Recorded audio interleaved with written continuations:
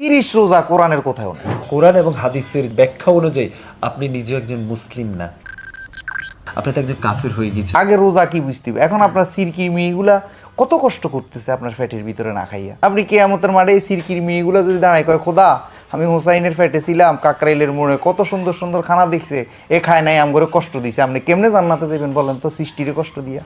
রোজা আপনারা এই মিডিয়াতে বিভিন্ন জায়গায় লেখা আছে সিয়াম সাধনার মাস। সাধনা না খাওয়া কি এক জিনিস? কত হইলো একটা প্রশ্ন রাখলাম, লেখা আছে সাধনার মাস। আচ্ছা, সৃষ্টিকে কষ্ট দিয়ে কোনো আবাদত আল্লাহর দরবারে নাই আছে? তাহলে আপনার ভিতরে যে সির কিরমি হুজমি ফোকাগুলো আছে, এই আপনি হোসাইনের ভিতরে এগুলো থাকে, এখন সুস্বাদু খাওয়া দেখি আপনি এগুলো যে কষ্ট দিচ্ছেন সারাদিন না খাইয়া। এবং কি আমার চেয়ে বেশি সুন্দর লাগে সুদের টাকা কামাই, ঘুষের টাকা কামাই, হে একটু ফানি খায় না সারাদিন, কিন্তু ওই সুদের টাকা ঘুষের টাকা দিয়ে শরবত খায়। তাইলে এটা রোজা হইলো? আগে রোজা কি বুঝতে হবে, এখন আপনার সিরকির মিগুলা কত কষ্ট করতেছে আপনার ফ্যাটের ভিতরে না খাইয়া। এখন রোজা কি আগে সেটা বুঝতে হবে। আপনি কিয়ামতের মাঠে এই সিরকির মিগুলা যদি দাঁড়ায় কয় খোদা আমি হোসাইনের ফ্যাটে ছিলাম, কাকরাইলের মোড়ে কত সুন্দর সুন্দর খানা দেখছে, এ খায় নাই আমগরে কষ্ট দিছে, আপনি কেমনে জান্নাতে যাবেন বলেন তো সৃষ্টিরে কষ্ট দিয়া। সারা পৃথিবীর কোটি কোটি মানুষ যারা মুসলমান, তারা পুরো দিনের বেলায় উপাস থেকে তারা রোজা রাখছে কোনো কিছু না খেয়ে আল্লাহর জন্য, তাহলে এটার ব্যাখ্যা আপনি ভিন্নভাবে দিচ্ছেন। কোনো ভিন্নভাবে না, শুনেন, এই দেশের মধ্যে যে ইসলামটা প্রতিষ্ঠিত হয়ে আছে বর্তমানে, সেই ইসলামটা ইয়াজিদের বানানো ইসলাম। সেই কারণে আমাদের সুফিবাদের সাথে আমরা যারা অলিয়া উলিয়া মুখী, ওদের সাথে আপনাদের সাথে এই ইসলামের সাথে কোনো মিল ফলে না। এখন আসেন, এই যে 30 রোজা কোরআনের কোথাও নেই, আছে সকাল থেকে শুভ সাদেক থেকে। আরে এই দেশের মানুষ তো সকাল সন্ধ্যায় চিনে না, দিন আর রাতে চিনে না, আপনি কি বুঝেবেন? এখন আসেন 30 রোজা, এত মানুষ কষ্ট করতেছে, এখন আসবে হাদিস আসছে নবী দুনিয়ার থেকে বিদায় নেওয়ার 250 বছর পরে। নবী থাকতে যদি আসতো তাও মনের বুঝাইতাম যে নবী থাকছে দেখছে সব। আচ্ছা, শোনা কথার কোনো সাক্ষী আছে? আপনি শুনছেন এই খুন হয়েছে, এটার কোনো সাক্ষী নিব? যে নিব না। তাইলে এই হাদিস হইল শোনা কথা গেল এটা। তাহলে আপনি হাদিসও মানছেন না নাকি? হাদিস শব্দের অর্থ হইলো কথা, তো কথা না মানলে তো আমি বোবাই থাকতাম। আল্লাহ রাসূলের যে কথাগুলো, বাণীগুলো, যেগুলো হাদিস বলি আমরা, যেমন আপনি এই যে আপনি বারবার মিফতাহুল জান্নাতি সালাহ কইছেন না, এইটা অনেক আলেমে কইতেছে এইটা হইলো গরিব হাদিস, এটা এই হাদিস কোনো হাদিসে নাই।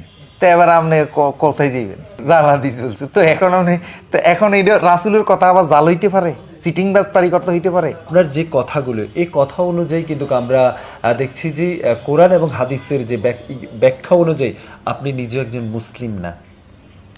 যিনি নামাজ পড়ে না তিনি মুসলমান কিভাবে হয়? যিনি রোজা রাখে না, আল্লাহর বিধান মানে না, তাহলে আপনি কোন বিধানটা মানছেন আল্লাহর? বলুন, কোন বিধানটা মানছেন আল্লাহ?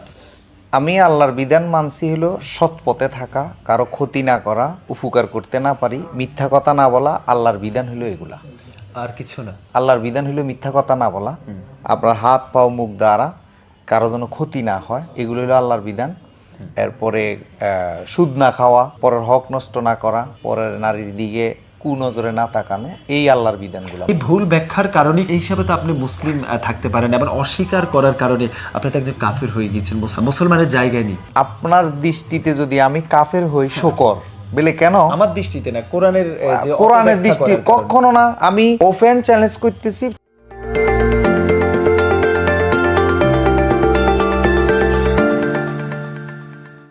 রোজা কোরআনের কোথাও নেই। কোরআন এবং হাদিসের ব্যাখ্যা অনুযায়ী আপনি নিজে একজন মুসলিম না, আপনি তো একজন কাফির হয়ে গেছেন। আগে রোজা কি বুঝতে হবে, এখন আপনার সিরকির মিগুলা কত কষ্ট করতেছে আপনার ফ্যাটের ভিতরে না খাইয়া। আপনি কিয়ামতের মাঠে এই সিরকির মিগুলা যদি দাঁড়ায় কয় খোদা আমি হোসাইনের ফ্যাটে ছিলাম, কাকরাইলের মোড়ে কত সুন্দর সুন্দর খানা দেখছে, এ খায় নাই আমগরে কষ্ট দিছে, আপনি কেমনে জান্নাতে যাবেন বলেন তো সৃষ্টিরে কষ্ট দিয়া। রোজা আপনারা এই মিডিয়াতে বিভিন্ন জায়গায় লেখা আছে সিয়াম সাধনার মাস। সাধনা না খাওয়া কি এক জিনিস? কত হইলো একটা প্রশ্ন রাখলাম, লেখা আছে সাধনার মাস। আচ্ছা, সৃষ্টিকে কষ্ট দিয়ে কোনো আবাদত আল্লাহর দরবারে নাই আছে? তাহলে আপনার ভিতরে যে সির কিরমি হুজমি ফোকাগুলো আছে, এই আপনি হোসাইনের ভিতরে এগুলো থাকে, এখন সুস্বাদু খাওয়া দেখি আপনি এগুলো যে কষ্ট দিচ্ছেন সারাদিন না খাইয়া। এবং কি আমার চেয়ে বেশি সুন্দর লাগে সুদের টাকা কামাই, ঘুষের টাকা কামাই, হে একটু ফানি খায় না সারাদিন, কিন্তু ওই সুদের টাকা ঘুষের টাকা দিয়ে শরবত খায়। তাইলে এটা রোজা হইলো? আগে রোজা কি বুঝতে হবে, এখন আপনার সিরকির মিগুলা কত কষ্ট করতেছে আপনার ফ্যাটের ভিতরে না খাইয়া। এখন রোজা কি আগে সেটা বুঝতে হবে। আপনি কিয়ামতের মাঠে এই সিরকির মিগুলা যদি দাঁড়ায় কয় খোদা আমি হোসাইনের ফ্যাটে ছিলাম কাকরাইলের মোড়ে, কত সুন্দর সুন্দর খানা দেখছে, এ খায় নাই আম করে কষ্ট দিছে। আপনি কেমনে জান্নাতে যাবেন বলেন তো সৃষ্টিরে কষ্ট দিয়া? সারা পৃথিবীর কোটি কোটি মানুষ যারা মুসলমান, তারা পুরো দিনের বেলায় উপাস থেকে তারা রোজা রাখছে কোনো কিছু না খেয়ে আল্লাহর জন্য, তাহলে এটার ব্যাখ্যা আপনি ভিন্নভাবে দিচ্ছেন। কোনো ভিন্ন ভাবে না। শুনেন, এই দেশের মধ্যে যে ইসলামটা প্রতিষ্ঠিত হয়ে আছে বর্তমানে, সেই ইসলামটা ইয়াজিদের বানানো ইসলাম। সেই কারণে আমাদের সুফিবাদের সাথে, আমরা যারা অলিয়া উলিয়া মুখী, ওদের সাথে আপনাদের সাথে এই ইসলামের সাথে কোনো মিল ফলে না। এখন আসেন, এই যে 30 রোজা কোরআনের কোথাও নেই, আছে সকাল থেকে শুভ সাদেক থেকে। আরে এই দেশের মানুষ তো সকাল সন্ধ্যায় চিনে না, দিন আর রাতে চিনে না, আপনি কি বুঝাইবেন? এখন আসেন 30 রোজা, এত মানুষ কষ্ট করতেছে। এখন আসবে হাদিস। হাদিস আসছে নবী দুনিয়ার থেকে বিদায় নেওয়ার 250 বছর পরে। নবী থাকতে যদি আসতো তাও মনের বুঝাইতাম যে নবী থাকছে, দেখছে সব। আচ্ছা, শোনা কথার কোনো সাক্ষী আছে? আপনি শুনছেন এই খুন হয়েছে, এটার কোনো সাক্ষী নিব? যে নিব না। তাইলে এই হাদিস হইল শোনা কথা, গেল এটা। তাহলে আপনি হাদিসও মানছেন না নাকি? হাদিস শব্দের অর্থ হইলো কথা। তো কথা না মানলে তো আমি বোবাই থাকতাম। আল্লাহ রাসূলের যে কথাগুলো, বাণীগুলো, যেগুলো হাদিস বলি আমরা, যেমন আপনি এই যে আপনি বারবার মিফতাহুল জান্নাতি সালাহ কইছেন না, এইটা অনেক আলেমে কইতেছে এইটা হইলো গরিব হাদিস, এটা এই হাদিস কোনো হাদিসে নাই।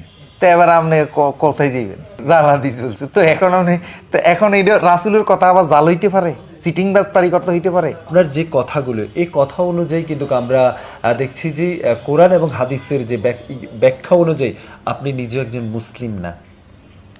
যিনি নামাজ পড়ে না তিনি মুসলমান কিভাবে হয়?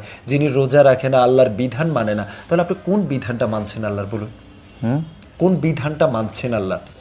আমি আল্লাহর বিধান মানছি হলো সৎ পথে থাকা, কারো ক্ষতি না করা, উপকার করতে না পারি, মিথ্যা কথা না বলা। আল্লাহর বিধান হলো এগুলা, আর কিছু না। আল্লাহর বিধান হলো মিথ্যা কথা না বলা, আপনার হাত পাও মুখ দ্বারা কারো যেন ক্ষতি না হয়, এগুলো হলো আল্লাহর বিধান।